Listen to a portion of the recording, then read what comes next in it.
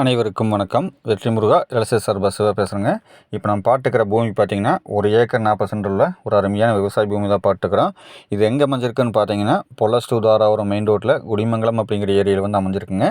இப்போ தான் நம்ம சேனலை வந்து ஃபஸ்ட் டைம் பார்த்துருந்தீங்கன்னா சப்ஸ்கிரைப் பண்ணிக்கோங்க. பக்கத்தில் இருக்கிற பெல் ஐக்கானை கிளிக் பண்ணிக்கோங்க. இந்த 1 ஏக்கர் 40 சென்ட் பார்த்தீங்கன்னா நல்ல ஒரு அருமையான செம்மண் பூமி. ப்ளஸ் பார்த்தீங்கன்னா டோட்டலாக வந்து ஃபென்சிங் போட்டு நீட்டாக வச்சுக்கிறேங்க. உங்களுக்கு வெளியில் வந்து காமிச்சிக்கிறேங்க.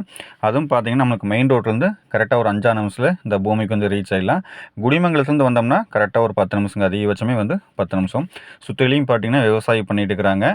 நீட்டாக வந்து தோப்பெல்லாம் பார்த்தீங்கன்னா மெயின்டைன் பண்ணி வச்சுருக்கிறாங்க. நல்ல ஒரு வாட்டர் சோர்ஸ் உள்ள ஏரியாவில் தான் இந்த பூமி வந்து நம்மளுக்கு கிடச்சிருக்கு. நம்மளுக்கு ரோடு பேஸ்ன்னு பார்க்குறப்போ கிட்டத்தட்ட 120 அடிக்கு மேலே வந்து நம்மளுக்கு ரோடு பேஸ் வந்து கிடச்சிரும். ஃபுல்லாக ஃபென்சிங் போட்டும் வச்சுருக்காங்க. ஒரு ஃபியூச்சர் இன்வெஸ்ட்மெண்ட்டுக்காக பார்த்துருந்தீங்கன்னா இந்த 1 ஏக்கர் 1.5 ஏக்கரெல்லாம் பார்த்துருந்தீங்கன்னா அதுவும் தார் ரோடு ஃபேஸில் பார்த்துருந்தீங்கன்னா இந்த பூமி வந்து உங்களுக்கு சூப்பராக செட் ஆகுங்க.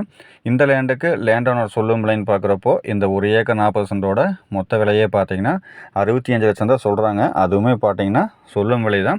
ஸ்க்ரீனில் பார்த்தீங்கன்னா என்னுடைய கான்டாக்ட் நம்பர் வந்து கொடுத்துக்கிறேன். அதுக்கு வந்து கான்டாக்ட் பண்ணிட்டு வாங்க. உங்களுக்கு இந்த பூமி காமிக்கிறேன்.